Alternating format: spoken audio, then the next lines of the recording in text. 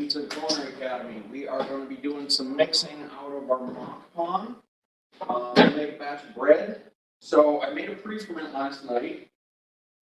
So we made a poolish. Okay, this is 1 kilo. Still fairly lively.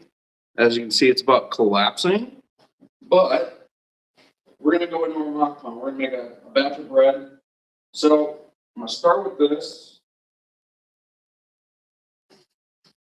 Okay, get the most part out of it. It's sticky. We good? Yep. Alright. Spatula to get out the rest. We're going to do like a 62% hydration on this. So, nothing too crazy. But we're going to mix warm. So, see anyone out there? Anyone on there? Yeah, we got about 3 people right now.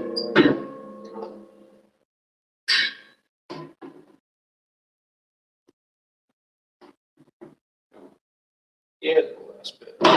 So, we've got our poolish in there. Poolish is a pre-ferment, high hydration. You get very lactic flavor profiles, yogurt, kind of, sour. Yeah, I'd say yogurt mostly. Sour cream-ish. I got my residual water. I'm going to add some of it to this real quick. Not all of it. A little mixture of sugar and malt. Okay. And then, even though I have a pre-ferment, I'm going to add some yeast. We're going to do about a 20% pre-ferment in this so it doesn't get out of control. But we still have yeast to add. And then I'm going to mix just for a few minutes to kind of get that all together.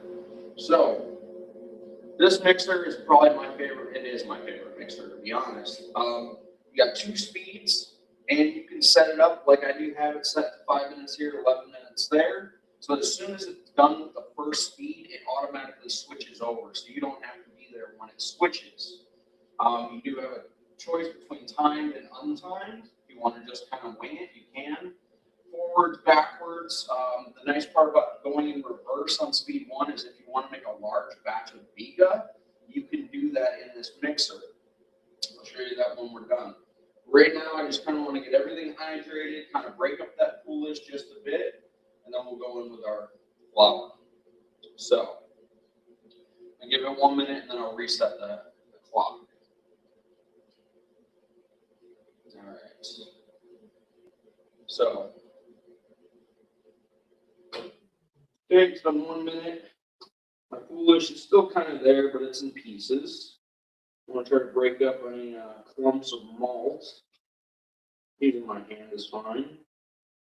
And yeast. Okay.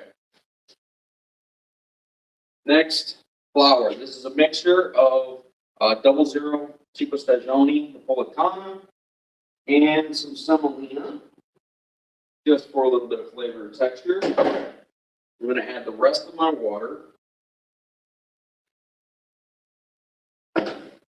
And then I will add some salt in just a second. So, reset my timer. Boom, 5 minutes 11. So start. Add in my salt. Okay. All of the ingredients are now in the mix.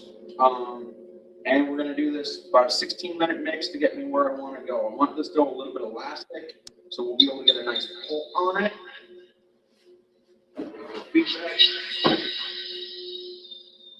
Ooh, like a better work. All right, so other benefits about this mixer, it's a dual motor system, so you don't have to worry about just using one motor. It keeps the elements a little bit cooler. The design of the bowl is very important because it's got this curvature. The hook is actually designed to match up with that curvature so that everything mixes very evenly. I don't know if you want to come over with the camera. Yes. Okay. But as you can see with the spiral mixer, everything's getting incorporated. We got a little bit there, but as this dough comes together, you'll see this dough will tighten up and form a nice pumpkin right around the breaker bar. Emergency stop, I tell everyone that is the, oh, I dropped something important and I don't want to lose it in my thing, and trust me, it's been used. When you're cleaning this bowl, it has a button right here. This button will actually spin the bowl, so you don't have to close the gate, turn it on for cleaning purposes. It's very nice. But yeah, I'd honestly say the tolerances on this mixer are so much smaller than on some of the other ones. I can't fit my finger under the breaker bar. I can't get my finger under the bottom of the hook. Yes, I can still clean it, but those are kind of the nice things, is that I don't have a ton of dough not being mixed. I don't have to worry about going in under here and turning the dough over just to make sure that there isn't a layer of uncaked dough at the bottom. Any comments yet? Yeah, I can't scroll through all because of the way the phone's position. Let's go. So, but yeah, Let me just put them on the screen. there you go. All right. We are using our near water maker for our water here. I adjusted the water temp to be about 85, 90 degrees to get this dough to really puff up so we can use it sooner. Rico Garrion said that's quite a mixer. It's a beautiful mixer. My favorite mixer. The P47 Thunderbolt, watching from Bonaire, GA. From where? Bonaire, GA, Georgia. Georgia? Yep. The country or the state? I believe it's going to be the state, but I'm not too sure. Thunderbolt, is that the state or the country? All right, keep rolling. Yeah, so, I mean, I'll stop it right now, but I have somewhat of a dough. It's a little bit shaggy.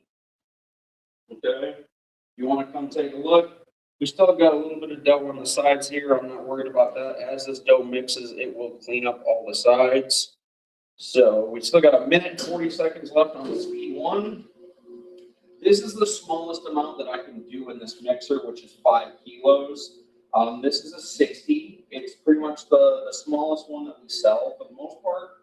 We go 60, 80, 90, all the way up to 130. And then if you need something bigger, we can order something bigger from Italy for manufacturing, even including a lift.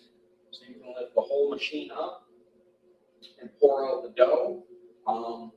Doesn't have a lifting head. A lot of moving parts mean more parts can go bad. So we like to mitigate that. We are the importer for these mixers. I'll be honest, I've used a few other mixers. It's one of my favorite mixers I've used. But yeah. So, what do we got? Any more? Anyone in the Chicagoland area? We are here in Lisle, Illinois. I know no one's heard of it, but we are right off of 88, 355. He said he's home baker from Georgia. I was going on TikTok from here. Okay.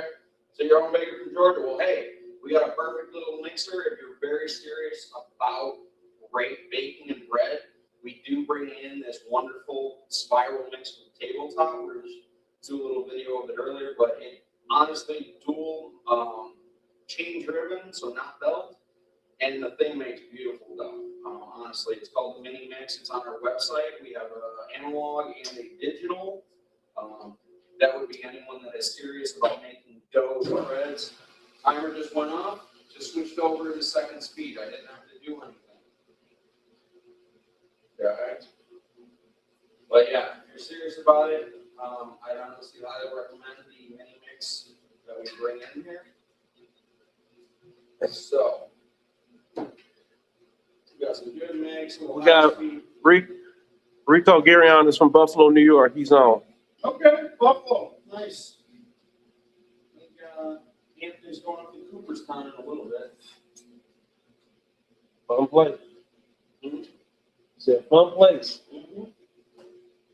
Baseball season. Mm-hmm. So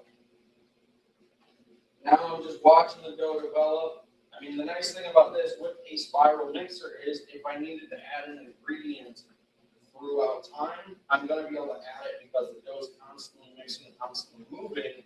Whereas if you try to add ingredients in something like this, a planetary mixer, if the dough is already somewhat developed, say you add oil or salt, 5 minutes after the dough is kind of put into a ball, it just tends to spin in the bottom of the mixer, creates a lot of heat and friction. Well, when you want to make a consistent dough, you want to be able to know what the temperature of the dough is coming out. So this in a 20-minute mix is going to raise the dough temp about 18 degrees. This on speed 1 with a 20-minute mix is about 14 degrees. Okay, much different, much better gluten development because of the way that it mixes. Planetary is going to kind of push the dough around. Yes, they work and they have their place, but you're going to get a better gluten development out of a spiral mixer as it's constantly pulling the dough into itself. Whereas on a planetary, it's kind of just pushing it into the wall, up the wall, folding it over a little bit. And this does come together quite nicely. And this one I can do all the way up to about 75 pounds of flour at about 60% hydration. With these, you don't want to overload it. Yes, it's a big mixer. We don't recommend you go over 80–90% capacity because then it's not as efficient as it can be. You don't get as good of a mix, and that's on any spiral, to be honest. Okay? Hold on, I need my water. Live and all. Huh? Live on TikTok, Instagram, Facebook, and YouTube. So everybody, we are on Facebook, TikTok, Instagram, YouTube. Yep. And on YouTube. Holy cow. Yep, we're live on all of them right now. All right. You know, you want to bring that bad boy over and show them how this bowl is already cleaning up and the dough's coming together? Sure. Oh. Okay.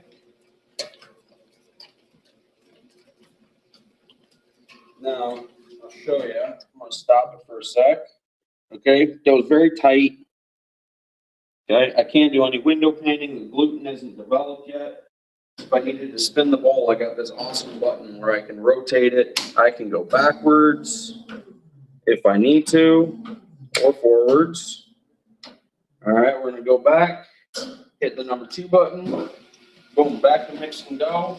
Still got about 8 minutes. This is gonna help, yes, it's gonna increase the temperature of my dough mixing, but it's also gonna develop that gluten that I really want. So I get the elasticity, so when my dough bakes, it opens up and I get a really nice open crumb. We got anything else? They're beautiful. Thank you. But yeah, we are the importer for these monochrome mixers, and they are fantastic. We just got a fresh shipment of them in the other day. 60s, 80s. If you have any questions about equipment, reach out to Sean, SHAWN @pizzaculinaryacademy.com. We don't just do mixers. We do ovens. We do dough dividers and rounders, dough ballers, presses. Okay, we got everything from a heated press to a mimicking, it's a Swedish hand stretch mimicking machine. It works better than the high school kid you just hired. So, but yeah, we are also the LaSalle Red Star Pizza Innovation Center for North America. So, you know Red Star yeast, their parent company is LaSalle out of France. Biggest yeast ingredient. So whenever we run into something new, potassium bromate was a big one. Now that potassium bromate is banned in New York, a lot of pizza makers are having a hard time converting over. So our friends there figured this out before the switch needed to happen. Came out with some cool products. Their platinum yeast or the volumizer, because it's to replace the strength that they got from that potassium bromate. I'm not a fan of potassium bromate. I don't really like using it. It makes the dough too tight. And they say it's not good for you. So I'm going to take their word for it, and I prefer not to use it. But if we have a customer comes in and they really want to use it, we'll order a bag up and we will do it. We also do consultation here. So if you are looking to improve or add to your restaurant, or hey, I just bought a place and I just want to make sure I got everything set in, come in. We do consultations one-on-one, one day, as many days as you want. The place is yours. But we make sure that you understand what you're doing and why. So, 5 minutes left. This dough is coming together beautifully. It's getting really nice and silky smooth. It's kind of at that really tight point. So I'm going to keep mixing it. It's going to soften up a little bit and become more elastic.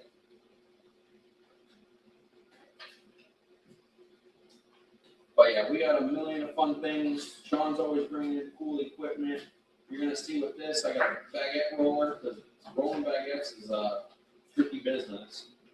To get it right, and you got to do a lot of them. So getting a machine to do the work for you makes it much easier. Yeah. Shoot me questions, guys. What do you got? Let me know.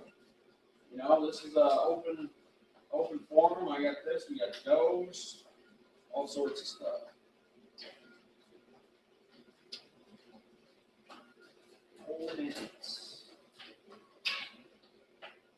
So, but yeah, the Mockpon. When you order it, make sure when you get it delivered, make sure your electrician puts the plug on correctly, because if this arrow isn't going the right direction when it's that way, you can really mess up your mixer. But yeah, I mean, it's a wonderful piece of equipment. We haven't had any issues with these mixers. You can hear the popping now. I don't know if you guys can hear it, but there's popping going on as the gluten gets tighter. It's starting to trap more air. Okay?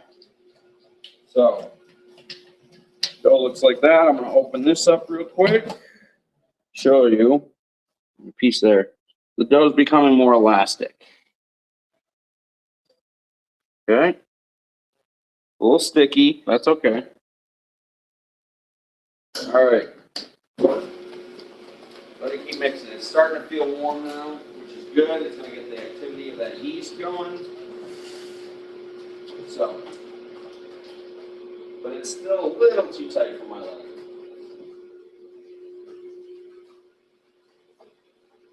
Any bread makers out there, pizza makers, homemakers? Give me a question. Got a question. GCHOMUK. How much should a Detroit style pizza weigh? I've been trying 300 to 320 grams, and they seem way too thin. Maybe it's the yeast I use. So, first thing, we do a Detroit class here. I have a 1 day Detroit and then I do a 3 day American class. Just putting that out there. But what size pan are you using? Because there are multiple sizes of pans. You have, I believe, the 7x9s, the 8x10s, and then the 10x14s. So when I'm doing 10x14s, I'm doing about 500 grams, 500 to 600 grams. Okay, take a look inside of here, because you can see the stretch on the gluten is starting to wrap around the bar. We're also starting to get that little pumpkin, but that's telling me I'm getting really good gluten development there, which makes me happy. That's what I want. That's the reason why we're mixing like this. But yeah, so I usually, like I said, the big pans I do 525 to 600 depending. You said 8x10.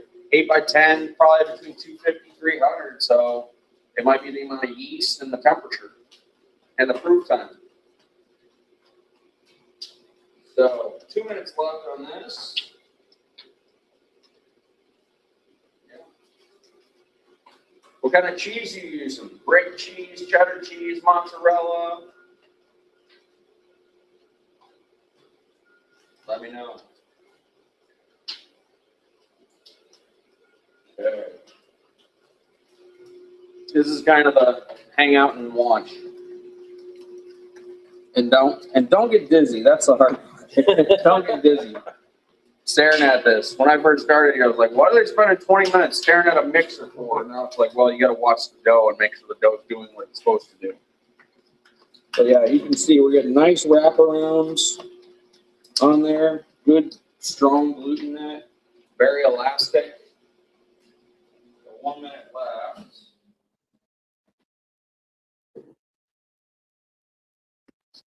Okay.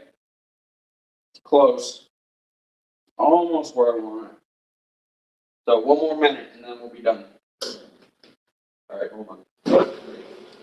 I always jump the gun on that. But yeah, the bowl, absolutely nice and clean. And I'm telling you, it's that curvature of the bowl and the hook, it mixes so much better than other mixers. I'm gonna get some cold water, because that's gonna make my life easier getting this out. Give me 2 seconds.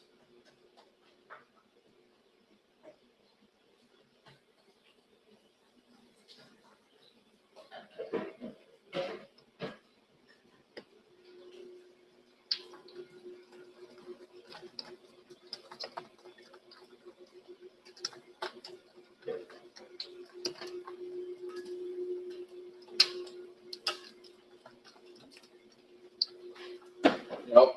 Make sure you get it as it just stops and then the dough kind of.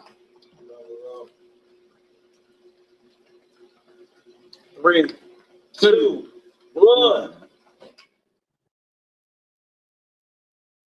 All right.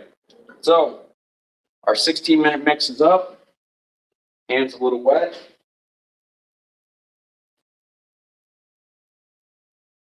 Very nice gluten development. If I wanted to, I could window paint it. Okay. So.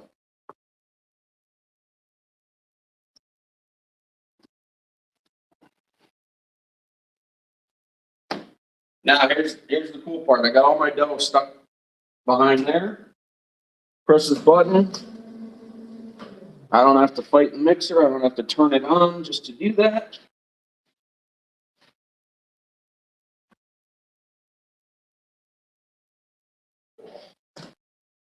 All right.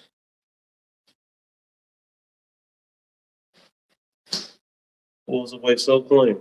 Mm-hmm. As long as you get good gluten development and you don't break your dough, it should pull away from the sides pretty good. Mm-hmm.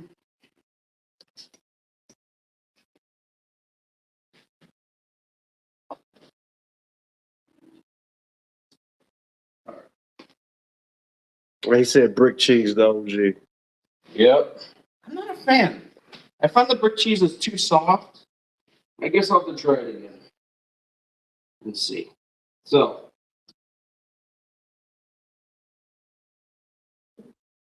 See, I'm getting really nice stretch.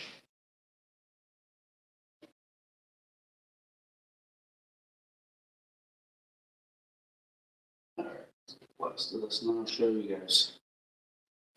So, That's it. on this, if you look at the design of the hook, it actually matches up with the curvature of the bowl, so nothing gets stuck in the corners. I can't even get my finger under there. Usually need a bench scraper, which means that there's not going to be unmixed dough under there for you to have to fight with. Now, I'm going to take this real quick.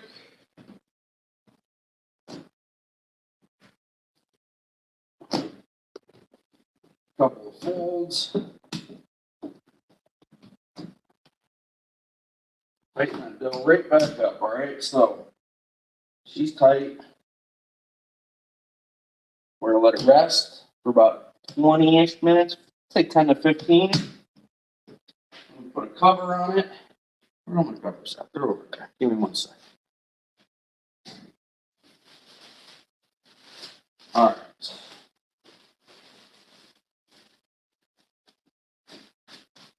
Good. Set my timer. For 10 minutes. All right, 10 minutes there. We'll clean the bowl. Grease soak it. And we'll go out in the oven room and I'll show you what we got going on over there. All right. Follow me.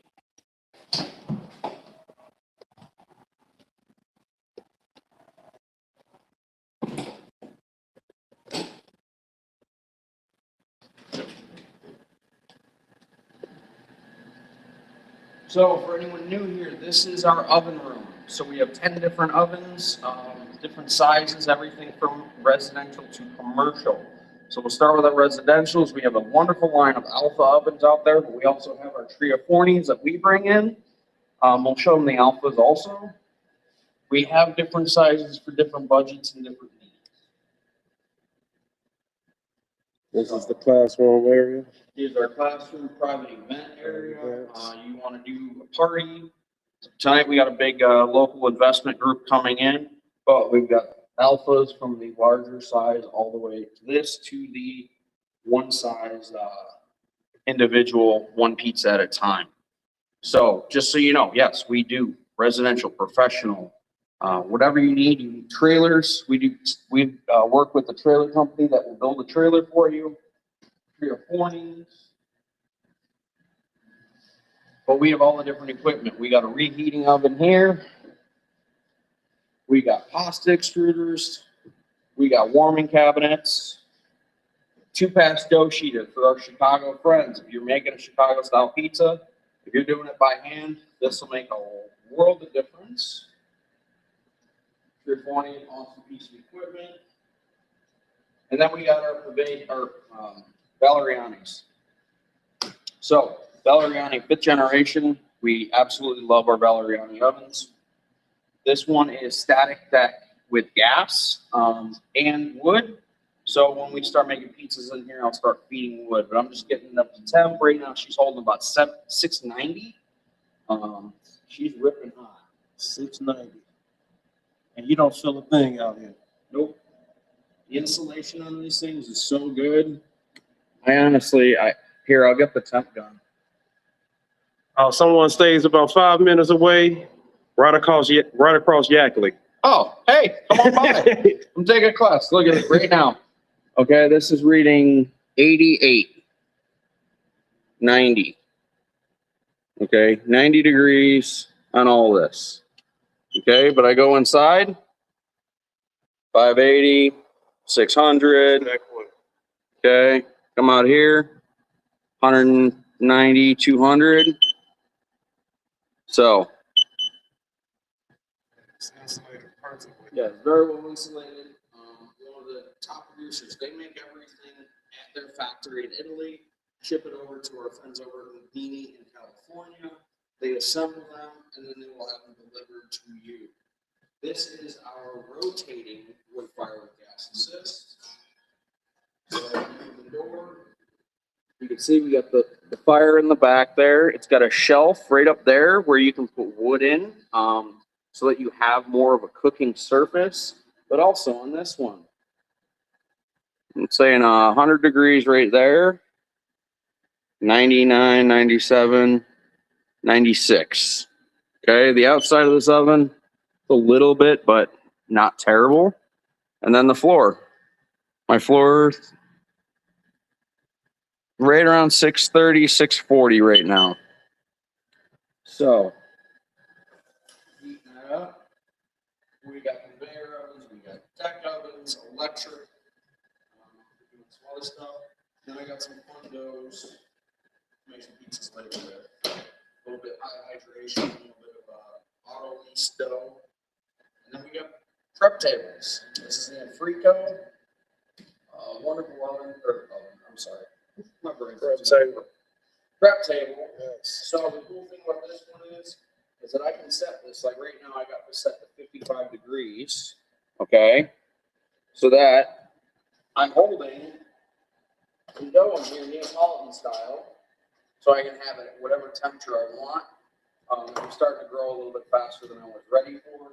And then it's got this top rail right here, which is a separate cooling unit. So I can have this set to where it should be around 36 to put all my pizza toppings. So if you wanted to run with your dough in the bottom and your toppings up there, great. Or if you want backups in here, you can run it at 32 to 40 degrees if you want. The dough stretching machine I was talking about is this one. I don't know if plug it in right now. I'll plug it in a second. But this mimics hand stretch pizza. So if you were getting into wood fire, you can't find constant good pizza stretchers, you put the dough in here, pull this down, 3 to 5 seconds, lift it up, take the dough out, it's stretched, it's got a crust. It's a great piece of equipment. So, reach-in freezers or fridge. So this is another piece of Frico equipment, out of Spain. Awesome stuff. This is their 2-door cooler. We got this set at 38. But they do coolers, they do freezers, they do a whole line of different stuff. So we can get you set up with whatever you're looking for. Like I said, if you're looking for any equipment, reach out to Sean, SHAWN, at pizzaculinaryacademy.com. But yeah, we got your sheeters, we got your coolers, we got your ovens, we got your mixers. Short of bringing you the flour, we got everything you need, front door to back door. We are your pizza one-stop shop. Pizza and cooking one-stop shop. So, all good? Yep. All right, everybody. Thanks for checking in. We'll catch you later.